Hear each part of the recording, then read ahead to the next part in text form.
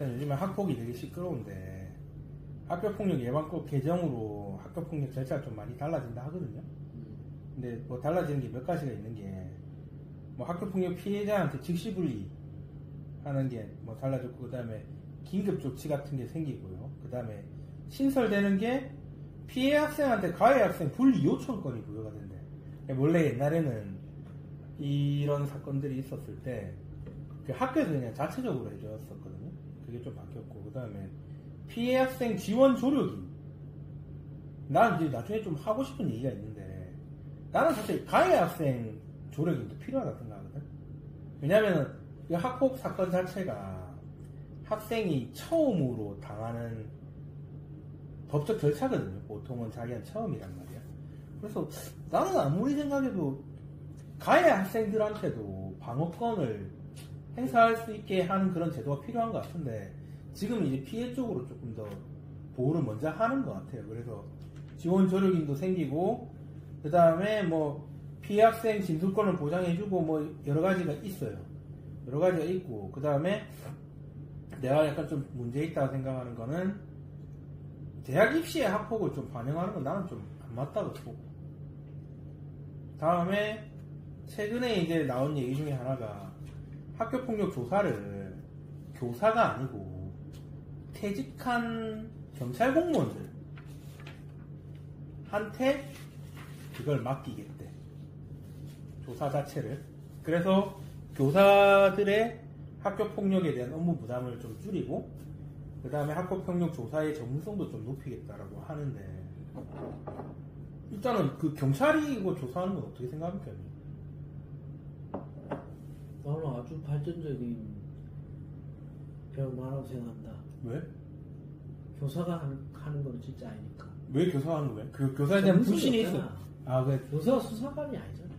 사실관계 확인에 최소한 수사를 해본 사람이 그 사실관계 확정하고 증거 수집하고 하는 게 맞지. 물론 그거는 변호사나 이런 사람들이 하는 게 맞는 것 같은데, 어쨌든 변호의 단초를 만든 거는 환영할 만한 일이지. 그러니까 그거를 이제 원래 이런 사실관계 확정에 그래도 전문성을 띠고 있는 그치. 사람들이 하는 게 바람직한 변화다? 누나 어떻게 생각해요? 그 생각 없어요? 그렇게 얘기할 수도 있겠네. 경찰분들이 은퇴하고 나는데 이제 새로운 직역이 창출이 됐다. 창출이 돼서 뭐 어쨌든 경찰분들 입장에서 좋겠고, 근데 어쨌든 선생님이 하면은 학생이나 어떤 뭐 교육에 대한 이해가 있는 사람들이 하는 거는 조사를 어쨌든 접근할 때도 예를 들어서 뭐 사람 죽인 범죄자나 학생들이랑 한테 대하는 방식이라든지 이런 거 좀 달라야 되는데, 경찰들이 하더라도 그 부분에 대해서 뭐 퇴직 경찰분들이 하시더라도 그런 부분에 대해서 이제 뭐 연수를 받는다든지 하고 하면은 뭐 더 적절하겠죠. 나는 근데 누나 생각이 좀 더 가까운 게, 차라리 그렇게, 물론 전문성 측면은 맞는데 그렇게 할 거면 그냥 형사사건 하나 만드는 게 맞다고 나는 생각을 한단 말이에요.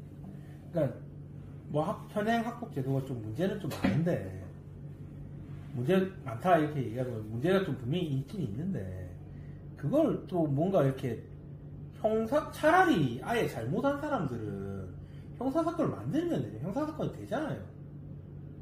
그렇지.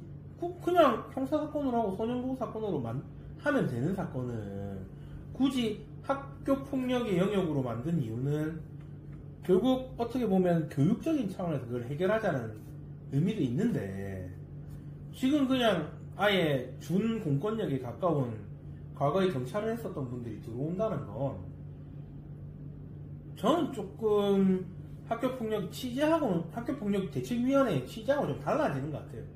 그리고 그거를 입시하고 연계시키는 것도 난 마찬가지인 것 같아요. 그러니까 차라리 뭐 해바라기 센터 상담사가 조사를 한다든지, 뭐 상담 자격증을 가진 사람이 뭐 이런 게 차라리 더 맞다고 나는 생각이 드는데, 왜냐면 그 학교폭력을 조사해서 다 학교폭력을 다 뭔가 이렇게 절차로 넘기지는 않잖아. 그냥 범죄화가 될 것 같으면 그냥 범죄 단계로 넘어가면 돼. 그렇지. 근데 이제 그 전부터 이제 과연, 그러니까 차라리 이제 그 애들 이제 좀 더 조사 과정에서도 상처를 안 받게 상담 심리라든지 뭐 심리 상담이나 이런 걸 전문으로 하신 분들이 조사하는 게 맞다 생각하는. 나는 사실 학폭 관련 사건을 학폭위원 경력이 한 7년 넘거든? 학교 다니부터 시작해가지고 벌써 그래. 지금 교육청 단위 학폭위원 그게 벌써 다 채워가니까 그리고 올해 또 새로 뽑으니까 학폭할 때 아쉬운 거는 사실관계 인정은 사실 판사들도 어려운 분야인데 그거를 그냥 위원님들한테 맡긴다는 게 나도 판단 안 될 때가 많거든요. 그게 좀 아쉽긴 하고 그런 측면을 보완하는 데서는 경찰들의 개입이 필요할 수도 있겠지. 근데 그게 뭐 학폭이라는 제도하고 뭐 학교 폭력을 근절하는 데 도움이 될까? 그러니까 교육적인 차원에서 특별한 형사사법 절차 같은 걸 만들어놨는데 그러니까 만들면 안 되는 걸 만들어 놓으니까 그걸 누더기처럼 보완하다 보니 자꾸 이런 일이 벌어질 수밖에 없지. 그러니까 애초에 처음부터 소년보호사건처럼 처리를 했으면 차라리 나았겠지. 저는 그런 생각. 어차피 그 전문성 없는 학교폭력 예방위원회 위원들이 다 전문성 있어요. 다 앉아가지고 자기들이 뭘 보고 판단할 수 있단 말이에요. 그러니까 그게 힘들긴 해요. 그래. 사실 인정은 힘들어요.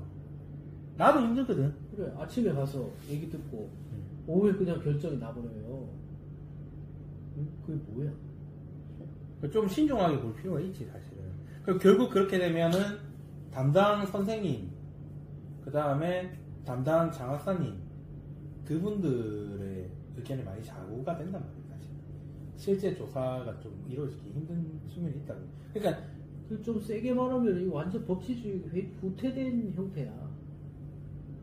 법치주의 없어. 학교폭력 사건에는. 아직 좀 학교폭력 사건 절차는 좀 가야 될 길이 멀죠.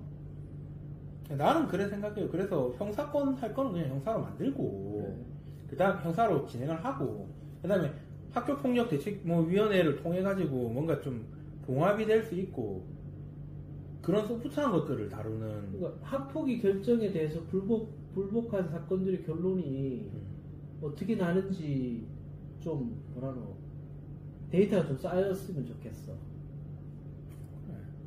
과연 그대로 그냥 끝나는지. 근데 대부분은 어차피 행정처분이기 때문에 뒤집어지는 경우가 별로 없어요. 그리고 당사자들이 받아들이는 일도 있고 억울해도 그건 맞는 것 같습니다. 어차피 더 갈 수도 없고. 이건 성범죄보다 더 심해. 뭐 당해본 적 있으세요?